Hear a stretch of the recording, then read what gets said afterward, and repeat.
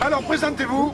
Bon, alors je suis Georges Arnaudot, président de l'association Allo Amiante et coprésident de la coordination nationale à la Cavanne.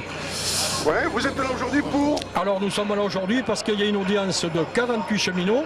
Alors j'ai pas précisé que l'association Allo Amiante avait été créée en son temps pour les cheminots en 1999. Ouais. Aujourd'hui elle s'occupe de tous les secteurs professionnels, mais à l'origine c'était les cheminots. Donc aujourd'hui il y a 48 cheminots qui sont auditionnés pour défendre leur préjudice d'anxiété. Ouais. Alors l'histoire est particulière en ce sens que leur préjudice d'anxiété a été reconnu par le Conseil des prud'hommes. Ensuite, l'entreprise a fait appel, bien évidemment, ce qui est logique, ça fonctionne comme ça. Et puis la Cour de cassation a décidé que les gens qui avaient un contrat de travail dans une entreprise non classée amiante ne pouvaient pas prétendre à la réparation de ce préjudice.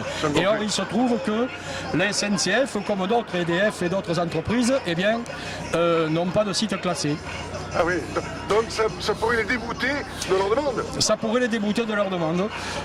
Sauf à dire que nous, bien évidemment, nous n'acceptons pas d'une part cette discrimination, et puis ensuite les différences, parce qu'il n'y a pas que les cheminots qui sont concernés, je me permets de le rappeler. Quoi. Oui, il y a des entreprises privées qui venaient travailler pour ces sociétés-là, qui étaient en contact avec l'amiante. Oui, alors ça c'est un autre problème, mais qui est tout à fait similaire. Ouais. C'est-à-dire que les salariés des entreprises sous-traitantes étaient souvent autant exposés, voire plus, que ceux qui travaillaient dans la maison mère, on va dire, et qui ne peuvent pas prétendre à la réparation non plus.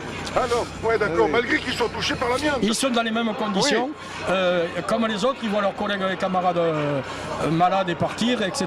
C'est la même situation, mais la législation, un problème administratif, on va dire, fait qu'ils ne peuvent pas prétendre aux mêmes réparations. S'ils prétendaient aux mêmes réparations, ça ferait trop d'indemnisation. C'est peut-être pour ça qu'ils ont fait en sorte d'appliquer cette espèce de loi pour éviter qu'il y ait trop de monde à indemniser. Alors ça, c'est un problème, oui, qu'on essaie de nous mettre à l'avant, effectivement. Mais les indemnisations, vous savez, c'est peut-être un faux problème, parce que si on voulait rentrer dans le jeu des indemnisations budgétaires ou financières, on pourrait mettre en avant également qu'il y a 800 millions par an de sous-déclaration de maladies professionnelles. Vous voyez, alors il ne s'agit pas de faire un match nul, mais en fait, je pense que ça, c'est un faux problème.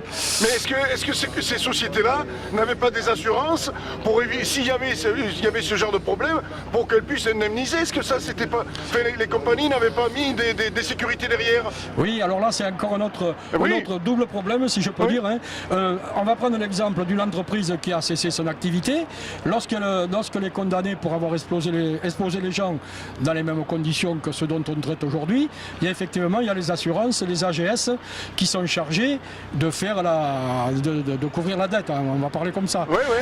Et bien, également, la Cour de cassation a décidé que les AGS et les assurances donc, ne rentraient pas dans cette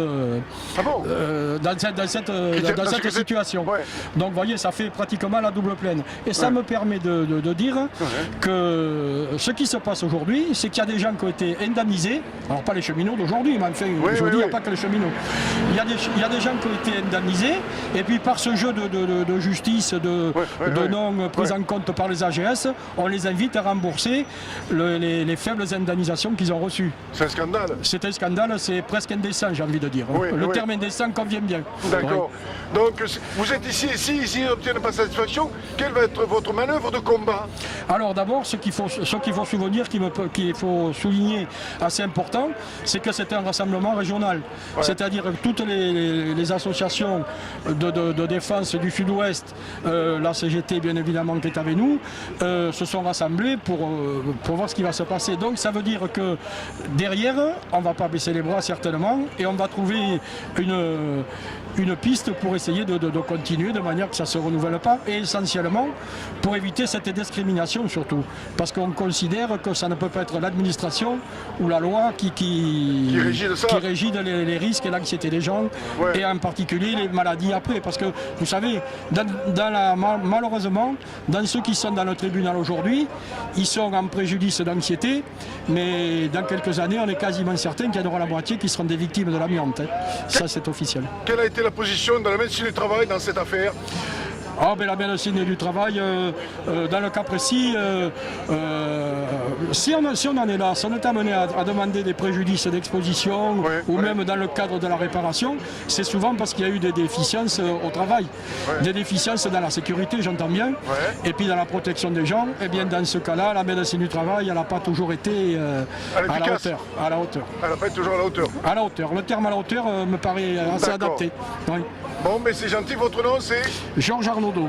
Merci monsieur Georges Arnaudot, c'est gentil à vous. Merci.